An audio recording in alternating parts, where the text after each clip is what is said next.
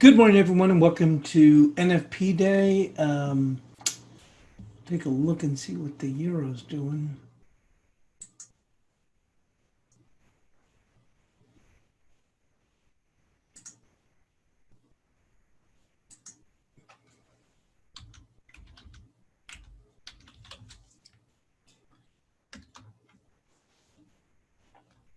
Relatively quiet here at 1840. I am on the equities page here, but we'll get to that because I've kind of rearranged my charts, and so I'm going to bring up the news stories, and we'll go into further look into all the FX, and certainly I don't think it has moved too much. Before we get into NFP, I refer to as the granddaddy of them all. Let's take a look here. I've kind of changed things around to make it a little bit easier for the way that I trade. Let's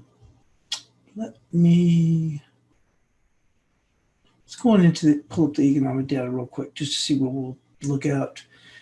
Obviously, like I said, it's pretty quiet. You can see it's going to be dead until we get to non-farm payroll. And I have my Reuters open in the same area where I have the chart, so I don't want to switch to that. But we'll get to that. So let's just go on and go over the economic data. That's going to be key, and then we'll just hit a couple of stories, and then we'll get into the analysis. So looking at non-farm payroll, they're looking for 1.4 million is the Reuters poll, and we don't usually break it down too much anymore. Now we've been into the COVID, but manufacturing payroll is looking for 50,000. Nor do we look at too much about average hourly earnings because, once again, because of the situation we're in.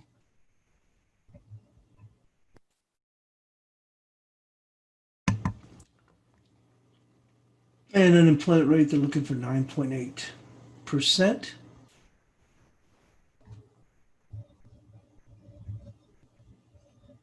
And of course, we're going to have Canadian data at the same time, which doesn't always happen too often. It does happen from time to time. We're looking for 275,000. Pretty good jump would be 10.1% unemployment. Then at 10 a.m. Eastern, we will have IBPMI, and that's going to be it. So it's good. Once again, non-farm payroll and Canadian, and then after that, that's pretty much it. Although we do get IBPMI at 10 a.m. Eastern. And you can see everything else is pretty much nothing until we get to that part. We do get UK market consumer PMI 58.5. And I knew that wasn't right. Consumer, it's construction market PMI. So let's go move this over, and we'll just get to the stories, and bear with me.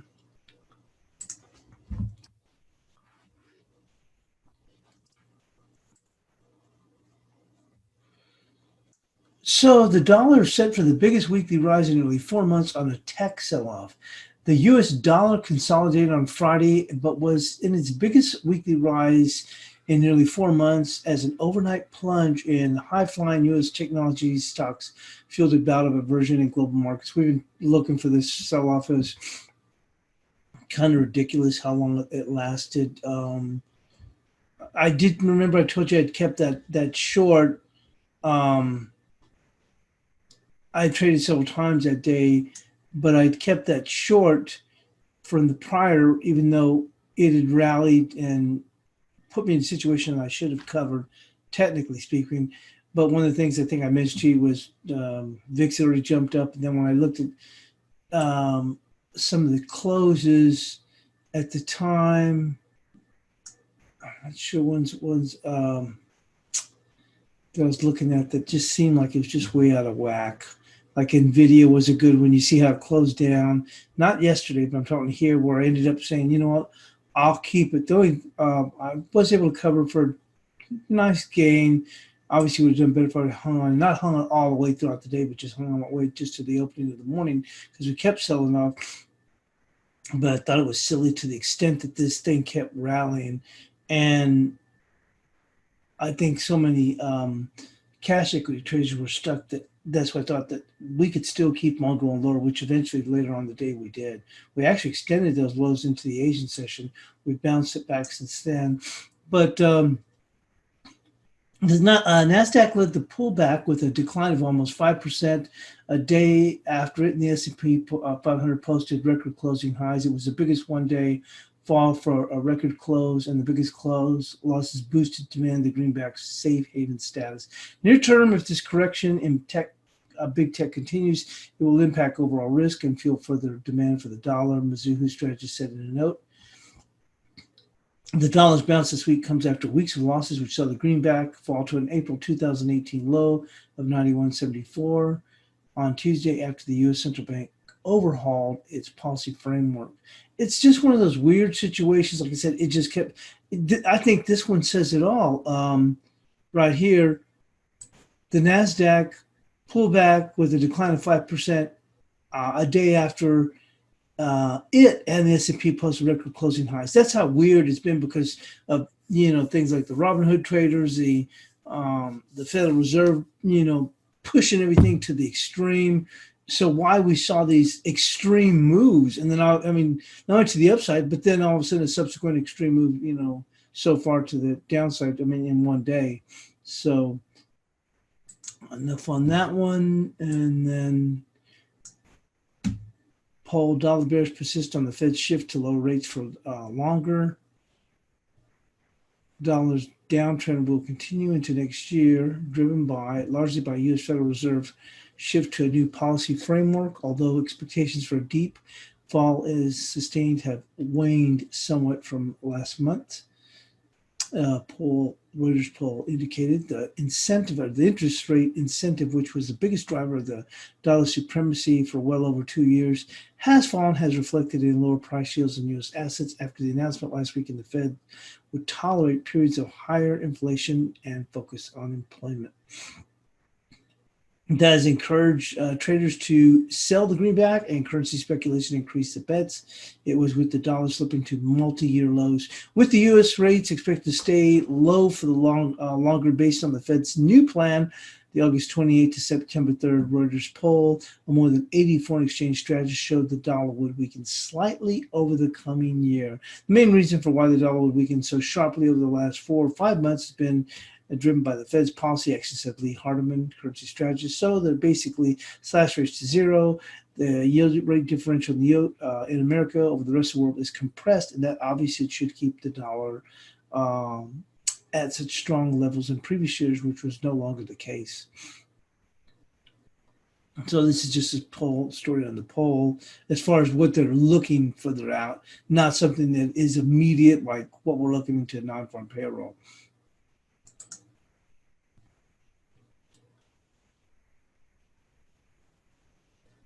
And let me go close this out.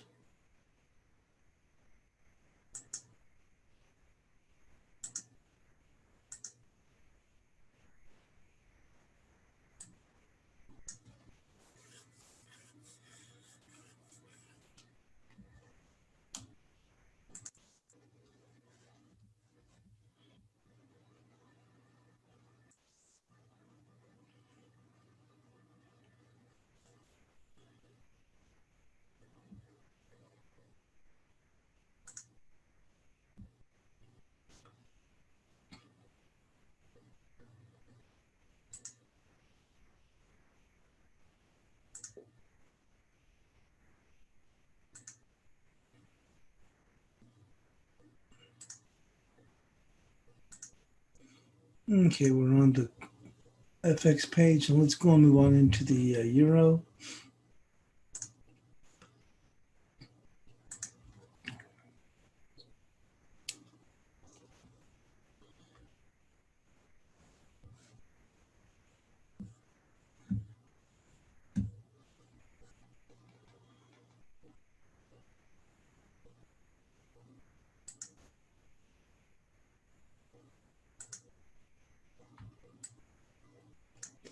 So the euro posted a small hammer on Thursday. You can see that ahead of the NFP. Support on a pullback will be 1739. You can see that here with resistance at 1916. I don't think that we're going to have this big jump. I mean, because we've already seen what equities have done. So I'm not really looking for that to happen. So we're more likely to see the dollar continue to strengthen.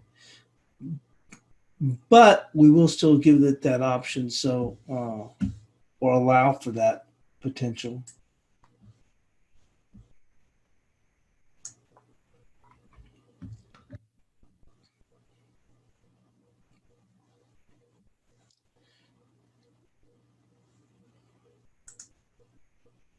Just don't really see that with equity so weak.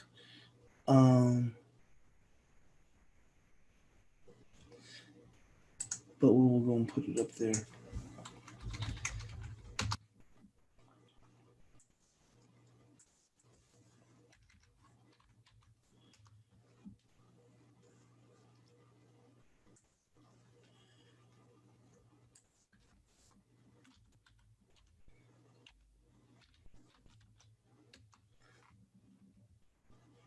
Moving on into the cable.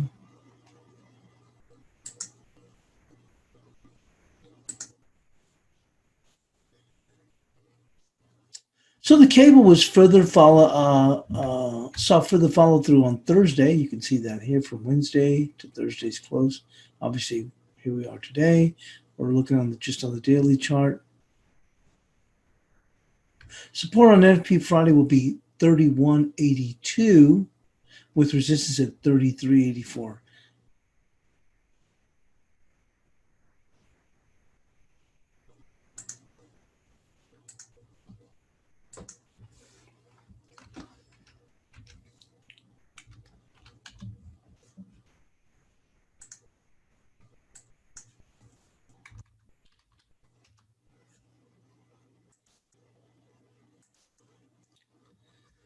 And let's go and move on into the Aussie Dollar.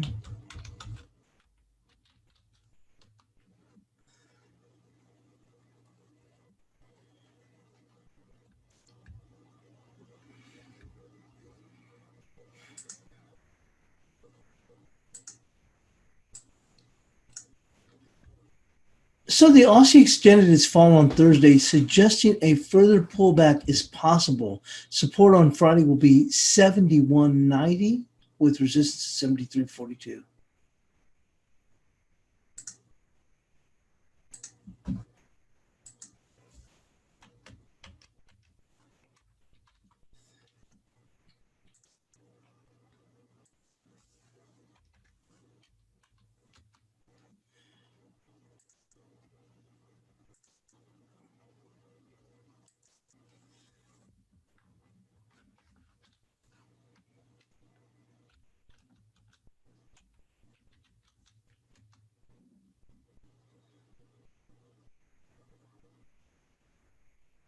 And on to the Kiwi.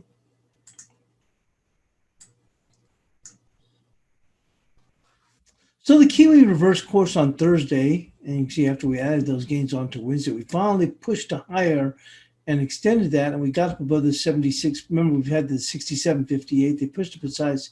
We finally pushed our resistance up to 67.87 or 88, and I think they stopped at 87. And then we saw this pullback on Thursday. So it reversed action on Thursday as equity sold off. Support on Friday will be 68.84. Well, resistance, I've got this in reverse. Resistance will be 68.84 with support at 67.56. And that still even doesn't even make any sense because look, we're already here.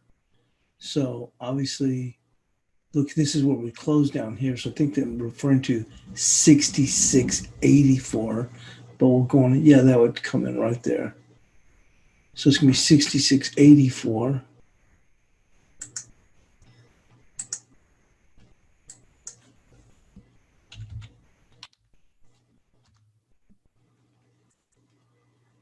And 67.56.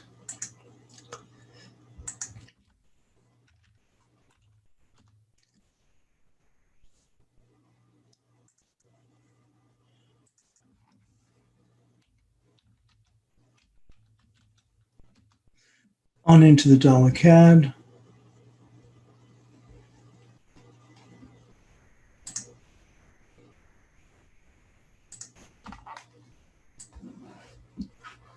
The dollar CAD rallied on Thursday, closing at its best level of the week. Resistance for Friday will be 31.80, followed by 32.17. Support will be 30.63.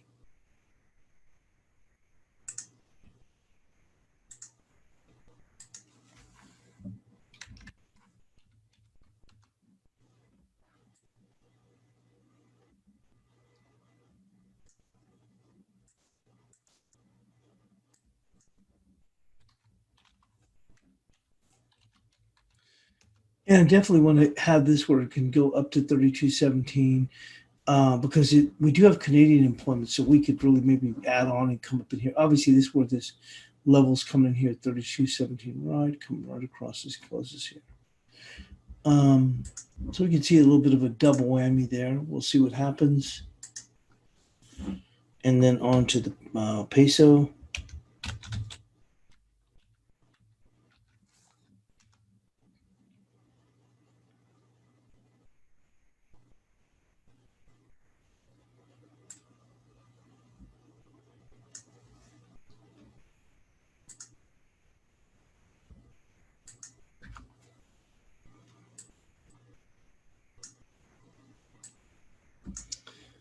So the dollar peso fell on Thursday to 21.52 before recovering to close at 21.62. Support for Friday will be 21.47. That comes in right here, this level here, 21.47, with resistance at 21.74.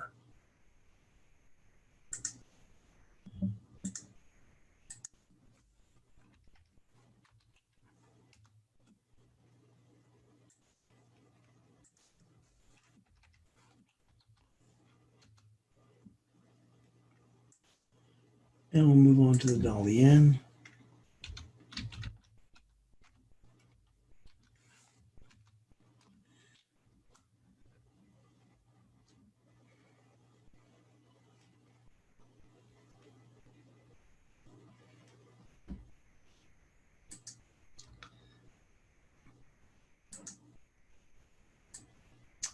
So the dollar yen tested the upside resistance level of 647. You can see that right here. Before paring back, resistance on Friday will be 676 with support at 565. So you can see here we're down here at 615. So it wouldn't be that hard for it to dip down to 565. But once again, I think we're going to retain more of this dollar bid in light of what's happening with equities. Bear with me.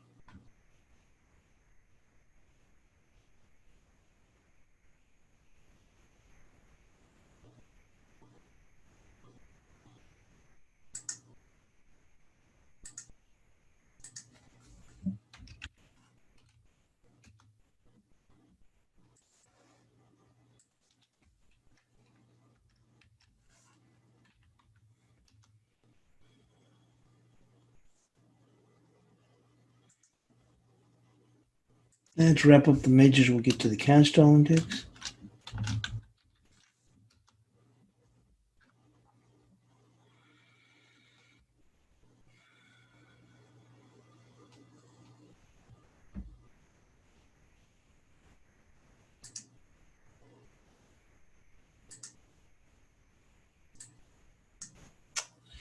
The dollar index rallied to 93 before easing back. Resistance on Friday will be 93.28 with support at 92.14. We already had a pretty good run. I did put 93.28. We could potentially come up here to this 93.39. I just don't see they'll have a whole lot more room. I mean, and once again, the rally hasn't been all that impressive. I thought it could have been a whole lot more from here. And but we've already had a decent little run. I'll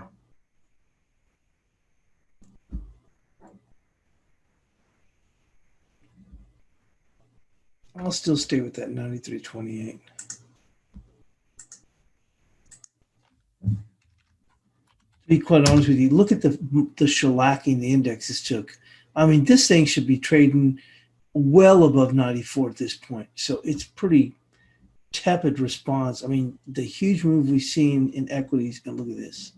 So, 93.28, 92.14.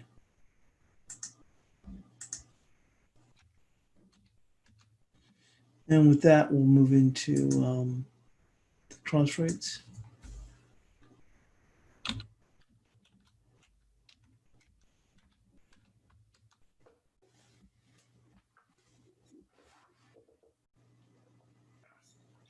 Let's get a drink of water.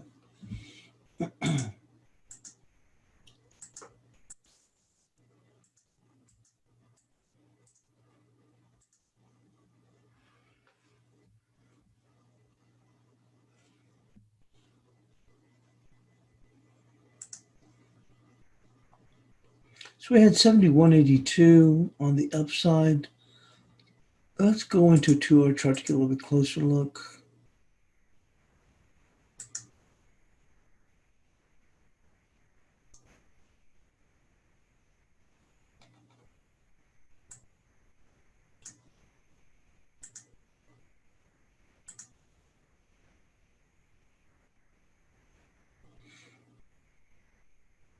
Right there. 71.62 on the upside.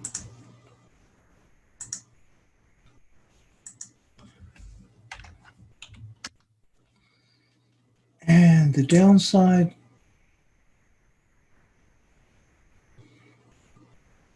70.89.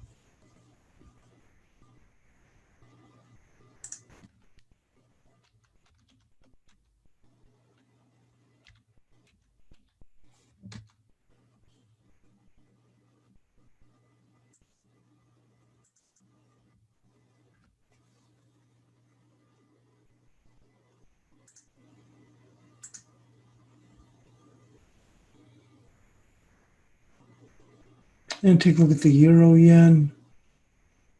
Resistance is going to be right there, 26.11.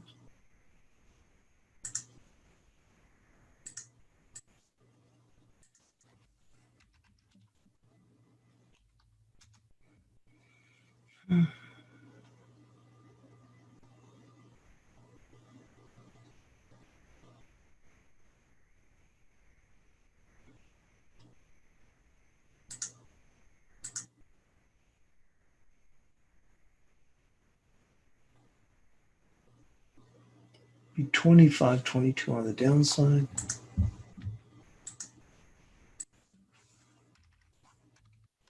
And onto the euro wad.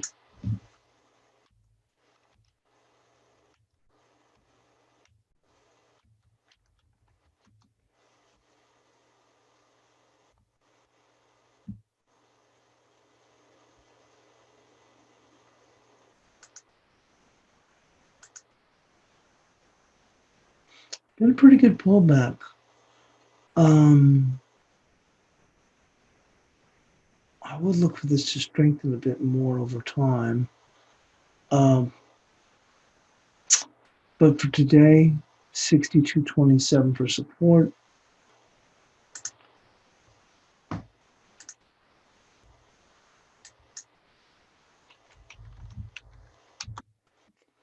Resistance right there, 63.31.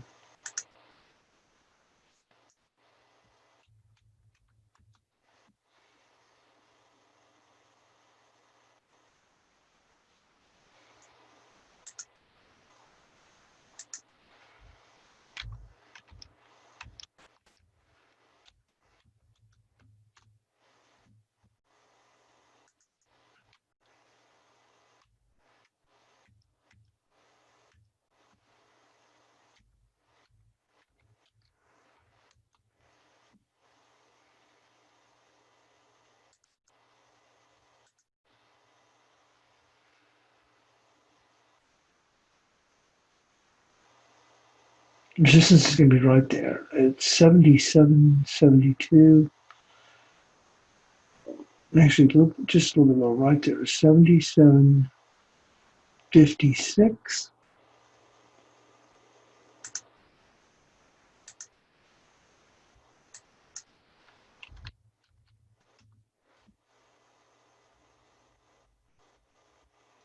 Support's going to be right there.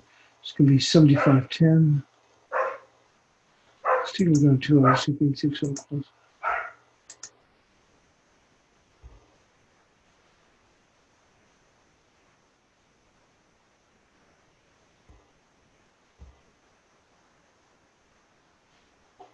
Yeah, right there at 76.10.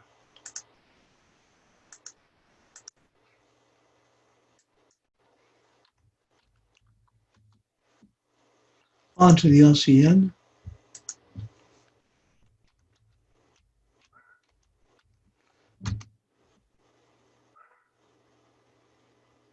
Support right there, 76.95.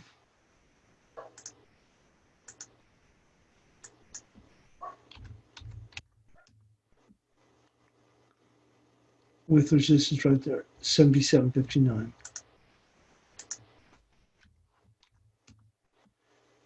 And onto the guppy.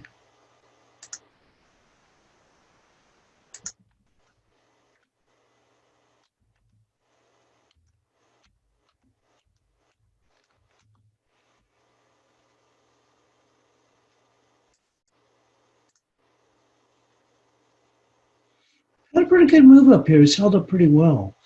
We're going to give it a little bit of the benefit of the doubt to make one more last move here, potentially. So 41.74 on the upside.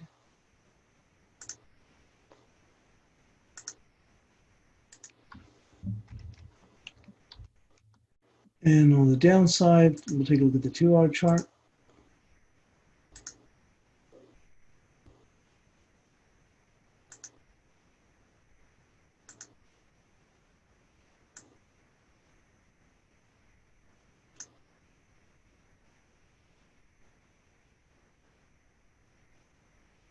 Right here, coming across here, 40.57.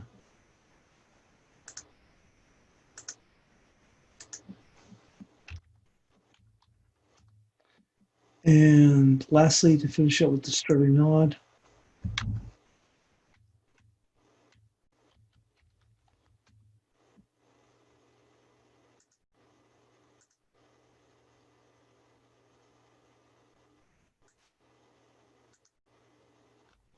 we're middle of the road knit right here.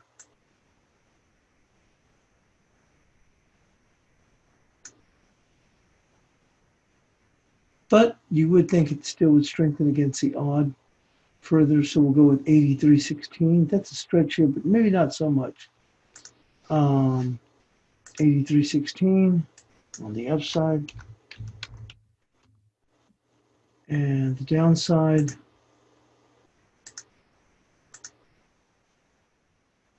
right there, 82.29.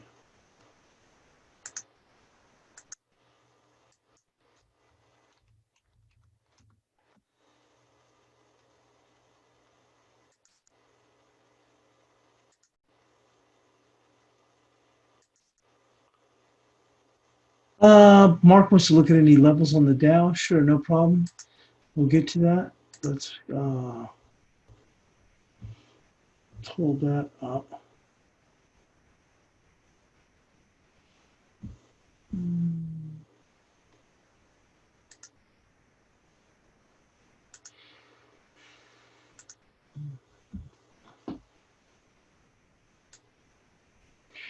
We've had some big moves here. I'm even have to update some of this stuff here. I mean, because if you look at the move that we said, this is on the NASDAQ. How is it that the dollar's not a whole lot stronger? I mean, it's, God, what a tepid response. So let's take a look at the Dow.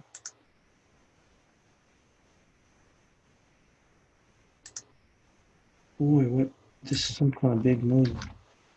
Um,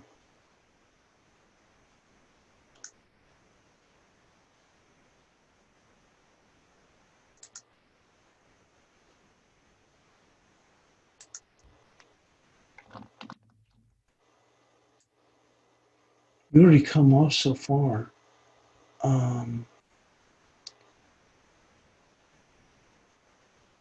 Right there. It's going to be pretty decent right there. We're looking on a 30-minute chart.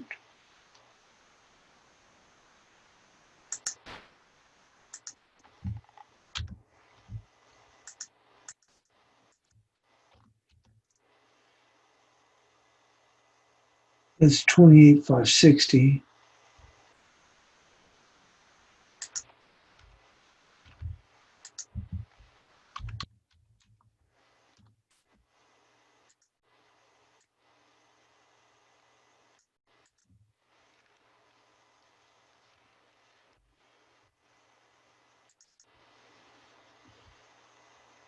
And we're at the 38% rally so far.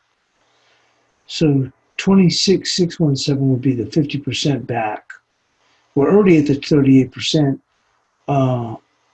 and we hit the lows an hour before the close. We've rallied up to 38%. This is going to be key here. So even here, we're at the 38% now. This 28,560 is going to be key right there. Because if you push up,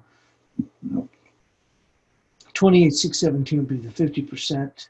And I don't know if they push all that much further. And that would actually, if you look at this, 50% would take out these two key retracements here. That already be something. So the key area is going to be 28,560 and then this high right there, 28,587. So this is a pretty good area right there. The stretch up here, this did 28,617, which would be the 50%. That's a pretty good stretch. My guess is if they did go up there, they would try and take out this high right there, which would be the 28,587. But you can see some solid area right in here. Not super solid, but you can see some good volume coming across all the way here. You see that 28,560, and then what they might try to do is they'd see if they could take out the stops just above there, 28,585. So that's going to be a good area right there. And then I want to go and update some levels here in the NASDAQ because you can see how far we've fallen. Look at that.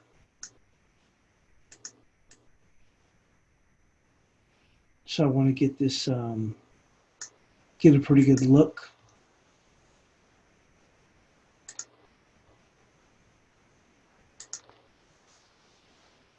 Bear with me.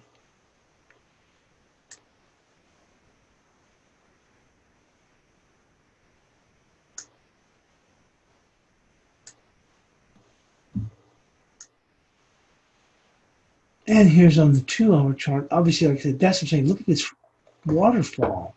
I mean, I did good. I mean, it's frustrating because, like I said, just the day before, was it the day before the day, or the day before that, I guess. Yeah, because I ended up giving a decent amount of my gains back, almost all of them. And then I hung on to that position, even though I said, I think I even showed that on the website, not the website, I mean the chat room.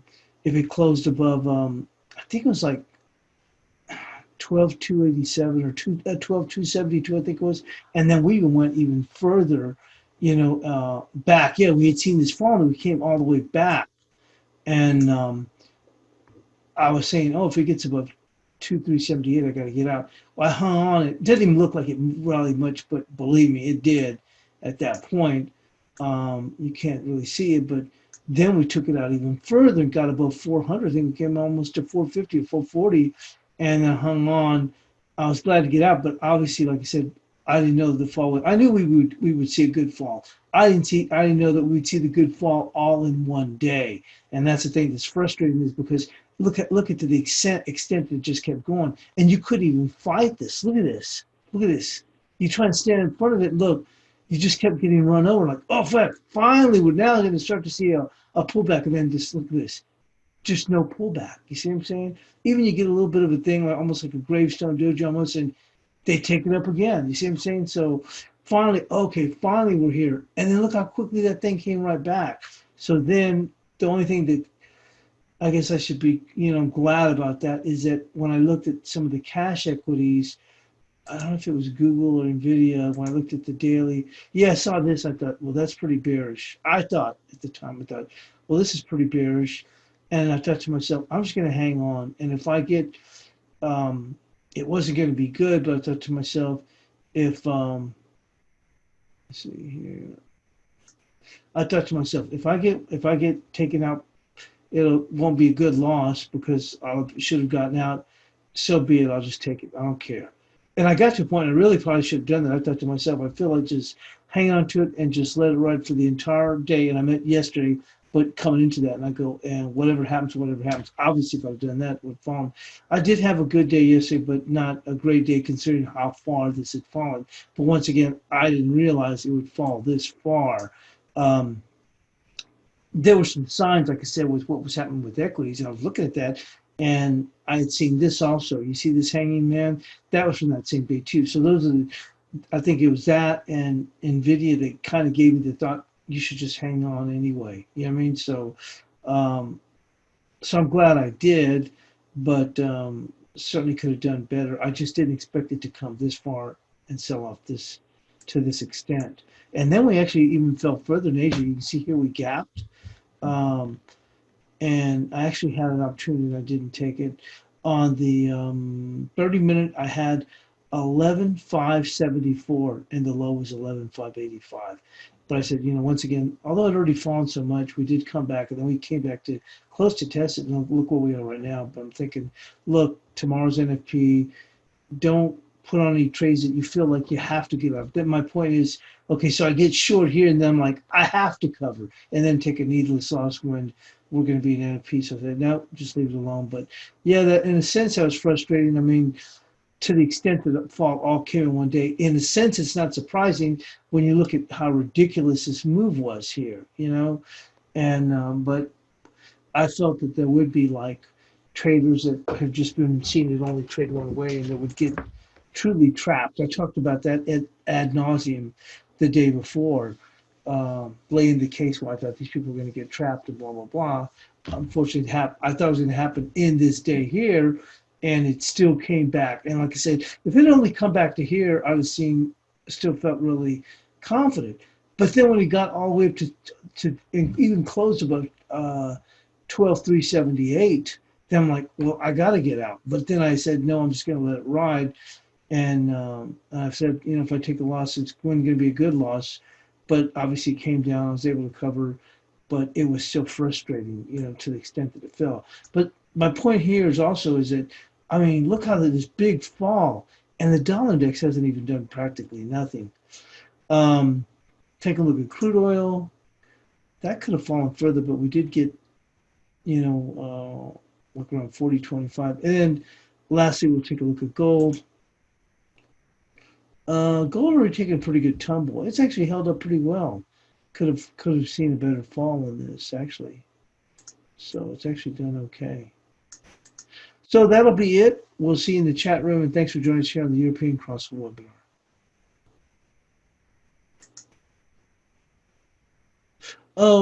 Mark says, what would happen if the NP is a good number?